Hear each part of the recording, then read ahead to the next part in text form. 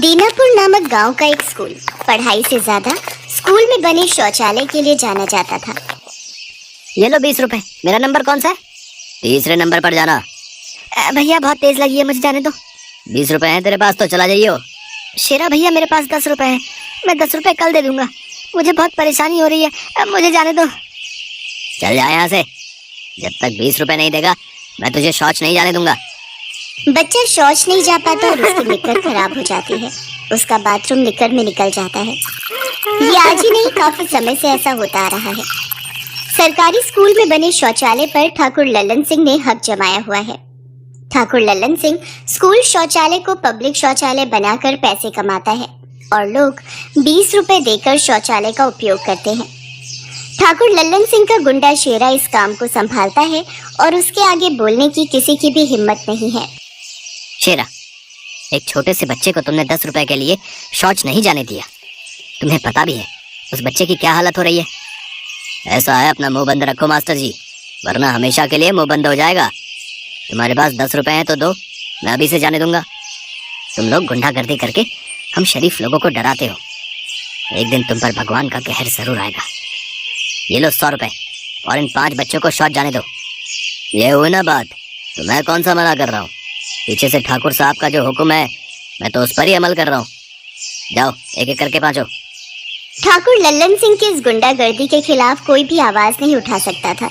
सबको अपनी जान प्यारी थी, भला कौन अपना मुंह खोलता। जैसे चल रहा था वैसे ही चलने दिया गया। सबसे ज्यादा परेशानी गांव की लड़कियों को होती थी।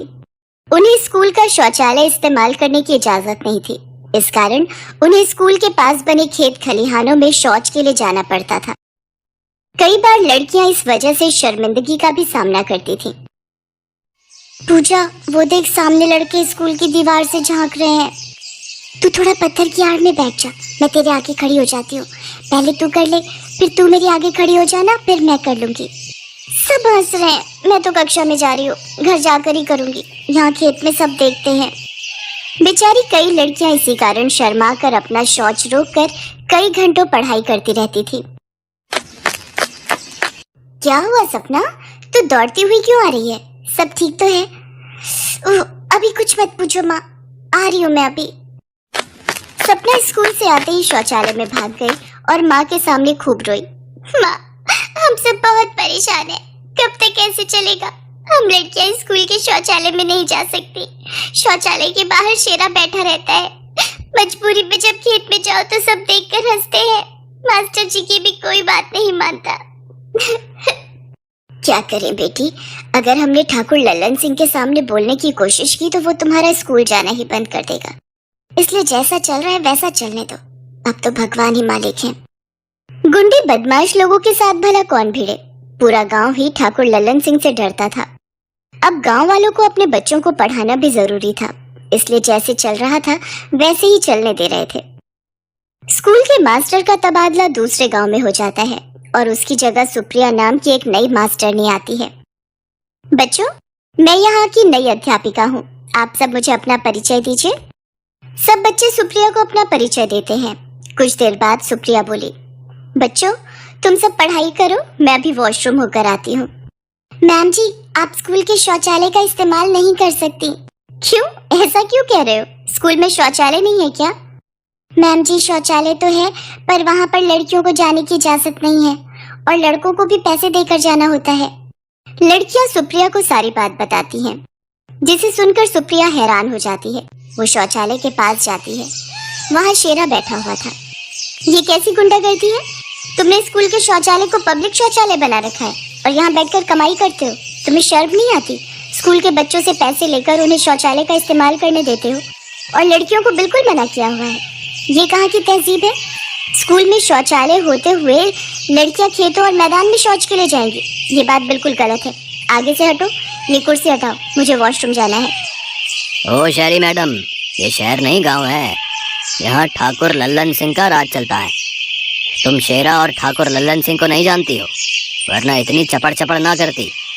ये शौचालय लड़कियों और औरतों के लिए नहीं है। अगर तुम्हें ज्यादा ही जोर की लगी है तो जाओ, सामने खेत है, वहाँ छुप कर लो, नहीं तो कहो तो हम साथ चल रहे हैं। सुप्रिया शेरा को जोरदार चांटा लगाती है। बदतमीज, तुम्हें शर्म नहीं आती कि एक औरत से कैसे बात करते हैं? तेरी इतनी हिम्मत कि तू शेरा पर हाथ उठाती है। आज तेरी खैर नहीं, पूरे गांव के सामने तेरी अच्छे से खबर लूंगा। छोड़ो, मुझे छोड़ो, ये क्या जबरदस्ती है? तभी ठाकुर लल्लन सिंह वहां आ जाता है। अरे गुस्से में बावला हो रहा है क्या? अगर इस तरह स्कूल की मास्टरनी को बीच सड़क पर कुछ कहा तो पुलिस वाले हमें ही धर लेंगे। छोड़ दे इसे, जो काम ठंडे में हो जाए वही सही है। और वैसे भी मास्टरनी लगता है नई नई आई है गांव में, इसलिए पहली गलती है, माफ कर देते हैं। सुप्रिया शहर की लड़की थी। उसने अत्याचार से डरना नहीं लड़ना सीखा था, इसलिए वो हार नहीं मानती। सुप्रिया स्कूल के शौचालय में जो भी धोखाधड़ी हो रही थी उसका पूरा वीडियो अपने मोबाइल में बना लेती है और उसे अपने सोशल मीडिया पर पोस्ट कर देती है। ये वीडियो लल्लन सिंह और शेरा तक भी पहुंच जाता है और लल्लन सिंह बदला लेने के लिए रात के समय शेरा के हाथ सुप्रिया को उठवा लेता है। पहली बार ऐसा कोई देखा है जो लल्लन सिंह से पंगा ले रहा है। सचमुच लड़की, तुझमें बड़ी हिम्मत है। मालिक पूरा वीडियो बनाकर इसने अपने फोन में डाल दिया। वो तो मेरे दोस्त ने मुझे भेजा, इसकी वजह से पता चला। हमारा काम बंद हो गया और ऊपर से बदनामी अलग हुई। इसे ऐसे मत छोड़ो मालिक, इसका कुछ करना ही होगा। करना क्या है, जिंदा जला देंगे। उससे पहले इसका एक वीडियो और बना ले जिसमें ये बोलेगी कि इसने जो वीडियो डाला था वो झूठ था, इसीलिए ये बदनामी से बचने के लिए आत्महत्या कर रही है। मैं मर जाऊंगी पर ये झूठा वीडियो नहीं बनाऊंगी। लल्लन सिंह और शेरा भी अपने आदमियों के साथ सुप्रिया के साथ जबरदस्ती कर ही रहे थे कि तभी पुलिस के सायरन की आवाज आ जाती है। ठाकुर साहब, पुलिस, और आपकी हवेली पर, वो भी इतनी रात को। घबराओ नहीं सुप्रिया, मैं पुलिस को लेकर आया हूँ। मुझे तुम्हारा मेल मिल गया था। ठाकुर लल्लन सिंह, हमें सब पता चल गया है। तुम गांव के स्कूल के शौचालय का गलत इस्तेमाल करते हो, वहाँ धोखाधड़ी चलती है। सब कुछ हमने वीडियो में देख लिया है। स्कूल के बच्चों पर अत्याचार करने और गैर कानूनी ढंग से स्कूल के शौचालय को चलाने के जुर्म में हम तुम्हें गिरफ्तार करते हैं। अरे अरे, ये लड़की झूठ बोल रही है। मेरा गांव में बहुत रुतबा है। इंस्पेक्टर साहब, ये झूठ बोल रहा है। इसने हमारे गांव में बहुत ज्यादा गुंडागर्दी फैला रखी थी। वो तो भला हो सुप्रिया बेटी का, जिसकी वजह से आज इस जैसे अत्याचारी ठाकुर से हमें छुटकारा मिला है। हाँ हाँ, ले जाइए इसे इंस्पेक्टर साहब, इसके पाप का घड़ा अब भर चुका है। पुलिस लल्लन सिंह, शेरा और उसके सभी आदमियों को पकड़ कर ले जाती है। थैंक यू दीपक, आज तुम समय पर पुलिस को ले आए, वरना। अब दोस्तों तो दोस्ती तो निभानी पड़ेगी। चलो अब मैं चलता हूँ, अपना ख्याल रखना। गांव वाले सुप्रिया के साहस की बहुत प्रशंसा करते हैं। जुर्म सहना भी एक गुनाह है। जुर्म के खिलाफ लड़ने वाला ही जीत का ताज पहनता है और गांव वालों के कहने पर सुप्रिया वहां की नई जमींदार बन जाती है। उस दिन के बाद स्कूल के शौचालय का कभी भी गलत इस्तेमाल नहीं हुआ। बच्चे ये सब देखकर बहुत खुश थे, खासकर वहां की लड़कियां।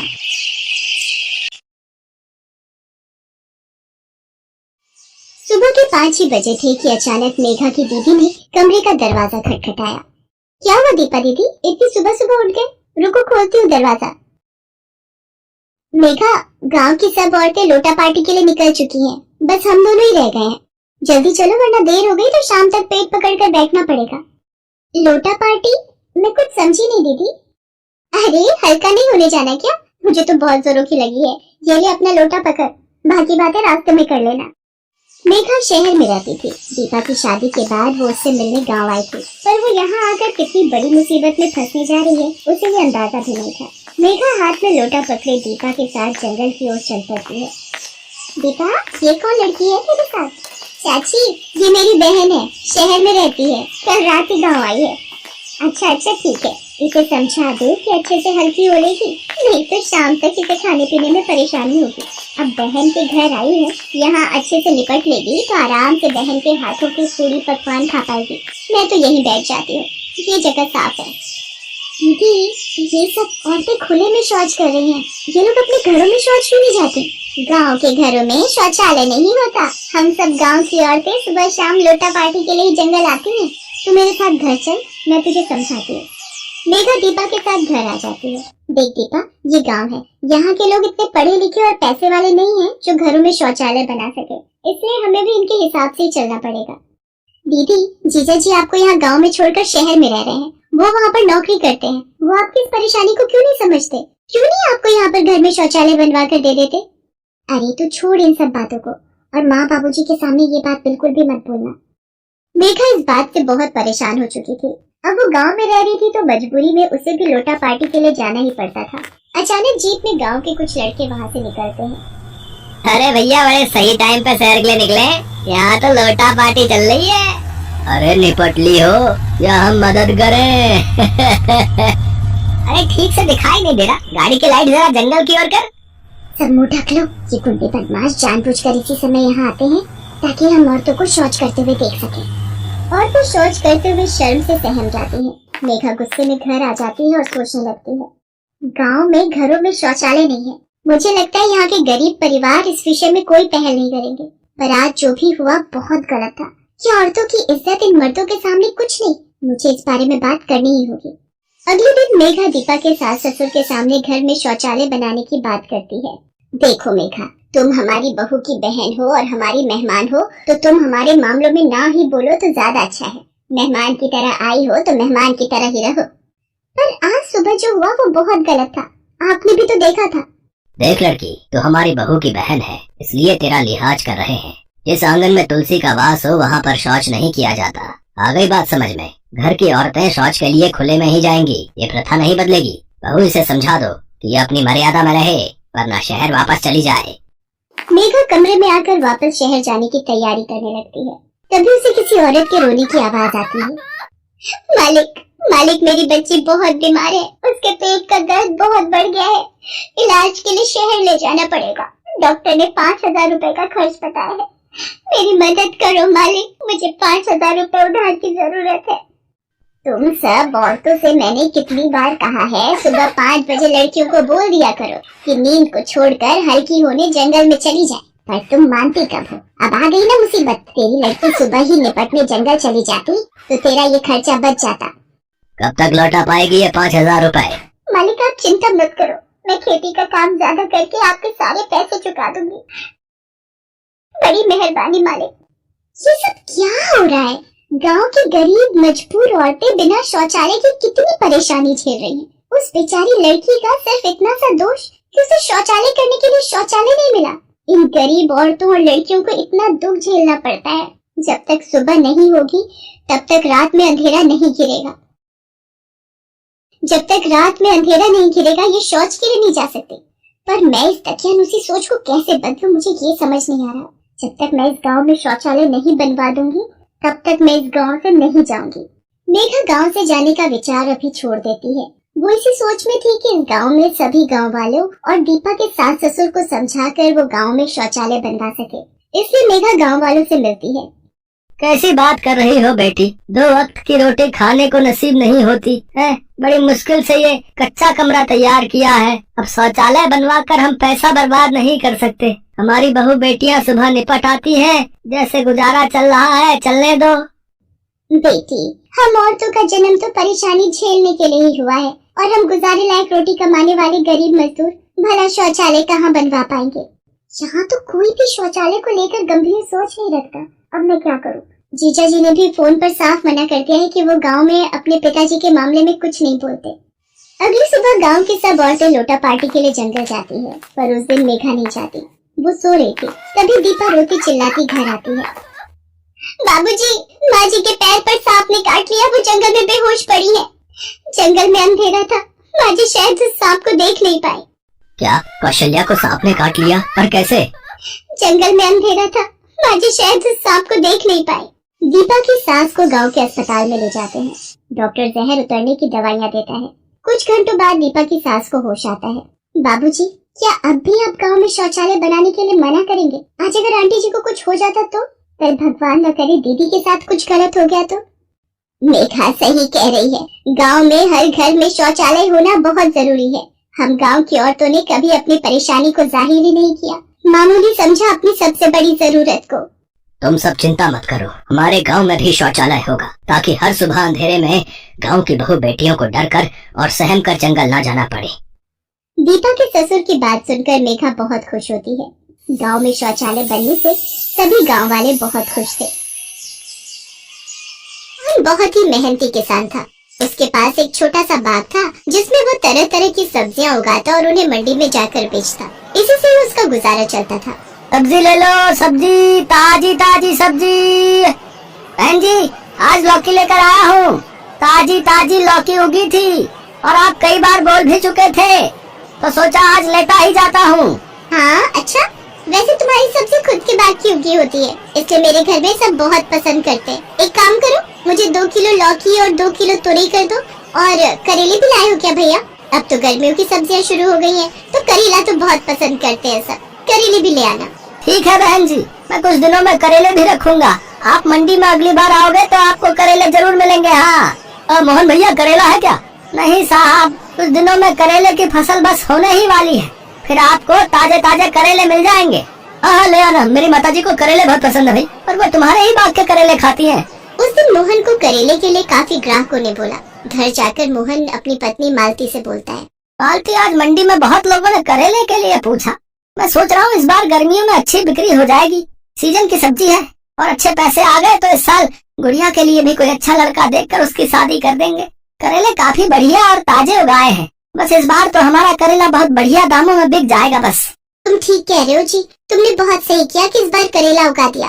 बस अब तो उन रुपयों से गुड़िया की शादी कर दे तो हमारी सारी चिंताएं दूर हो जाएंगी। अरे कोई घर पर है? मोहन, अरे ओ मोहन। नमस्ते महाजन जी, कैसे हैं? आइए आइए, मैं खुद आपसे मिलने आने वाला था।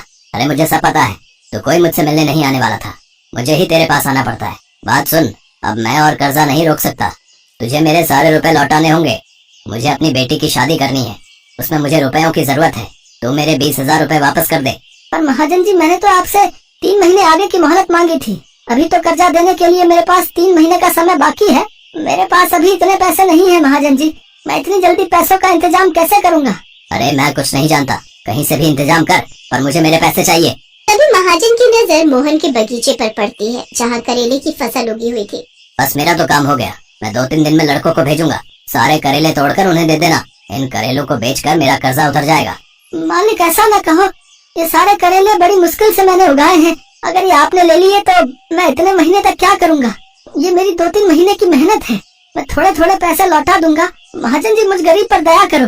मुझे कुछ नहीं पता, मैं जा रहा हूँ और 2-3 दिन में लड़कों को भेजूंगा। महाजन ने मोहन की एक बात नहीं सुनी और 2-3 दिन में उसने लड़कों को भेजकर सारे करेले टोकरों में भरकर मंगवा लिए। मोहन कुछ भी नहीं कर सका, जो उसने सोचा था वैसा बिल्कुल भी नहीं हुआ। मोहन और मालती दोनों चिंता में घुले जा रहे थे। गुड़िया भी अपने माता पिता को चिंता में देखकर दुखी थी। माँ बापू, ये लो कुछ खा लो, मैंने दाल चावल बनाए हैं। सुनो, थोड़ा कुछ खा लो ना, बिटिया ने अपने हाथों से बनाए हैं। हाँ खाता हूँ। मोहन की आंखें आंसुओं से भर आती हैं। तभी उनके दरवाजे पर एक साधु बाबा आते हैं। बाबा को कुछ खाने को दे दो, बहुत भूख लगी है। माँ, दाल चावल तो इतने ही थे और पतीली में नहीं रखे। बिटिया एक काम कर, इसमें से थोड़े चावल अलग करके बाबा को दे दे। बापू, अगर मैंने ये चावल बाबा को दे दिए तो आप भूखे रह जाओगे। घर में और चावल नहीं रखे बापू। कोई बात नहीं बिटिया, बाबा को ऐसे द्वार से खाली लौटाना भी तो ठीक नहीं, तो उन्हें ये दे आ। गुड़िया तो थोड़ी सी दाल चावल साधु बाबा को खाने के लिए दे देती है। साधु बाबा वहीं द्वार पर बैठकर भोजन करने लगते हैं। बाबा, आप ये खाओ, मैं आपके लिए पानी लाती हूँ। सुनो जी, ये लो, आप थोड़ा मेरे में से खा लो। क्या सोचा था और क्या हो गया मालती? मैंने सोचा था इस बार अपनी बेटिया के हाथ पीले कर देंगे, पर मुझे क्या पता था कि महाजन मेरे साथ ऐसा करेगा। करेले की फसल से बहुत उम्मीद थी, सोचा था करेले बेचकर अच्छी बिक्री हो जाएगी, पर महाजन ने हमारे कमाई के सारे रास्ते बंद कर दिए। ग्राहक करेला मांग रहे थे, क्या करूंगा? अब तो फसल उगने में भी 2 से 3 महीने लग जाएंगे, कुछ समझ नहीं आ रहा। मोहन की बातें वो साधु बाबा सुन रहे थे। वो मोहन से बोले, बेटा, भगवान तुम्हारा भला करे, तुमने आज मुझ भूखे का पेट भरा है, अपने भोजन का निवाला मुझे दिया है। जीते रहो बेटा, चिंता मत करो, आज रात की बारिश के बाद कल नया सूरज जरूर उगेगा। इतना कहकर साधु बाबा वहाँ से चले गए। उसी रात बहुत तेज आंधी तूफान और बारिश हुई, जिससे मोहन के पूरे बाग में पानी भर गया। पर अगली सुबह जब मोहन उठा तो उसने देखा तेज धूप निकल आई है और उसका बाग करेले की फसल से भरा हुआ है। पूरे बाग में करेले ही करेले भर गए हैं। मोहन को साधु बाबा की याद आती है। मालती, साधु बाबा के शब्द मुझे अब समझ में आ रहे हैं। उन्होंने कहा था कि रात की बारिश के बाद नया सूरज उगेगा। ये सब क्या है मालती? हमारा पूरा बाग करेले की फसल से भरा हुआ है। हो न हो वो साधु बाबा जरूर चमत्कारी थे, तभी तो हमारे बाग में एक रात में जादुई करेले उगाए हैं। बापू, ये करेले तो बहुत अच्छे दामों में बिक जाएंगे। हाँ बिटिया, ये ताजे ताजे करेले बहुत बढ़िया दामों में बिकेंगे। सचमुच साधु बाबा हमारे लिए भगवान के भेजे हुए कोई दूत बनकर आए थे, जिन्होंने हमारी सारी चिंता दूर कर दी। मोहन खुशी खुशी बाग में से सारे करेले तोड़ लेता है। उसके सारे करेले सब्जी मंडी में बढ़िया दामों में बिक जाते हैं। उस दिन मोहन को खूब मुनाफा होता है। कुछ समय बाद मोहन और मालती एक अच्छा लड़का देखकर धूमधाम से गुड़िया की शादी करते हैं। अब मोहन जब भी अपने बाग में कोई सब्जी उगाता तो उसे हमेशा अच्छा मुनाफा होता। धीरे धीरे मोहन और मालती की सारी गरीबी दूर हो गई। गुड़िया भी अपने ससुराल में खुश थी। मोहन और मालती के सारे दुख दूर हो गए थे। ये कहानी उर्मिला की है, जो माँ दुर्गा की बहुत बड़ी भक्त थी। उर्मिला अपने परिवार के साथ रामनगर में रहती थी। परिवार में उसका पति रमेश और उसकी बेटी कविता थे। रमेश कपड़ों की रंगाई का काम करता था। वो अपने काम में माहिर था। उसके रंगों की समझ और हाथ की सफाई की वजह से उसके अपने गांव ही नहीं बल्कि दूसरे गांव से भी लोग उसके पास कपड़े रंगवाने आते थे। ऐसे ही एक दिन, अरे भैया रमेश, घर में हो क्या? जी जी मालिक, अभी आया। जी बताइए। भैया, ये मेरी बेटी की चुनरी है, पता नहीं कहाँ से ये दाग लग गया इसमें। एक काम करो, इस सफेद रंग की चुनरी को लाल रंग में बदल दो। जी बिल्कुल, जैसा आप कहें। आप शाम को आ जाइए, मैं तब चुनरी बिल्कुल तैयार रखूंगा। रंगाई के इस काम से रमेश को ठीक ठाक आमदनी हो जाती थी, लेकिन जब भी नवरात्रि आती तो बड़ी तादाद में लोग माता की चुनरी रंगवाने के लिए रमेश की दुकान पर आते थे और काम बहुत बढ़ जाता था। रमेश अपनी बात का पक्का था। वो तय वक्त पर ग्राहकों को उनके कपड़े देता था। एक बार फिर नवरात्रि आने वाली थी। रमेश को काम में उलझा देखकर उर्मिला ने उससे कहा, अजी सुनो, अब बहुत हो गया, चलो अब खाना तो खा लो, सुबह से शाम हो गई, ऐसे तो तबीयत खराब हो जाएगी आपकी। उर्मिला, ये सारी की सारी माता की चुनरी है, वक्त पर देनी होंगी ना? हाँ हाँ, तो माता ने ये थोड़ी ही कहा है कि खाना पीना छोड़ दो। मुझे कुछ नहीं सुनना, खाना तैयार है, चलिए जल्दी से। अच्छा अच्छा ठीक है, चलो मैं चलता हूँ। रमेश और उर्मिला का जीवन ऐसे ही हंसी खुशी से बीत रहा था। दोनों माँ दुर्गा के भक्त थे। कितना भी काम क्यों ना हो, लेकिन दोनों ही माँ दुर्गा की पूजा सबसे पहले करते थे। ऐसे ही वक्त बीत रहा था और माता की कृपा से रमेश के पास काम बढ़ता जा रहा था, लेकिन होनी को कुछ और ही मंजूर था। एक दिन जब रमेश बाजार से कुछ सामान खरीद कर लौट रहा था, तभी एक तेज रफ्तार ट्रक ने उसे टक्कर। हादसा बहुत भयानक था। रमेश की मौके पर ही मौत हो गई।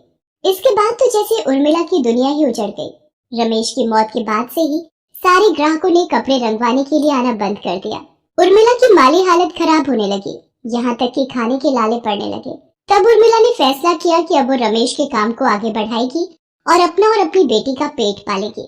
उर्मिला सबसे पहले माता की प्रतिमा के पास गई और हाथ जोड़कर बोली, मुझे आपका आशीर्वाद चाहिए माँ, ताकि मैं इनके काम को आगे बढ़ा सकूं।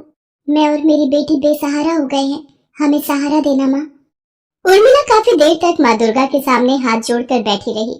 नन्ही कविता भी उसके साथ माँ से प्रार्थना करने लगी। फिर उर्मिला ने रमेश के तरीके को याद करते हुए कपड़े रंगने शुरू किए। काफी मेहनत के बाद आखिरकार उसके हाथ में भी रमेश वाली बात आ ही गई।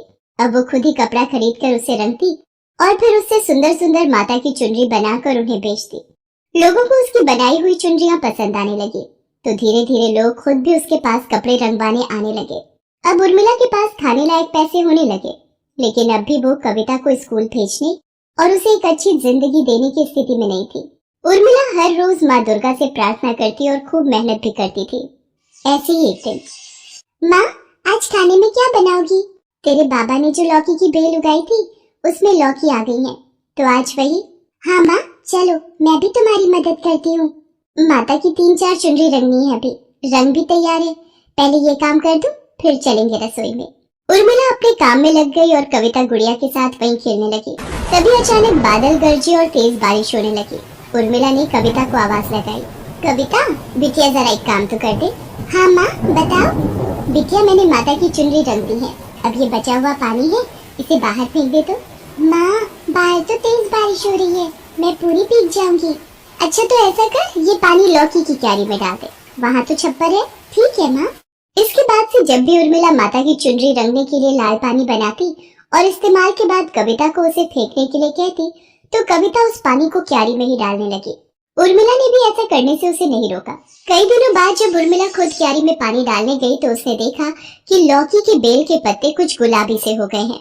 उर्मिला ये देखकर चौंक गई और फिर उसने कविता को आवाज लगाई, कविता जल्दी इधर आ, देख तो ये क्या हुआ है?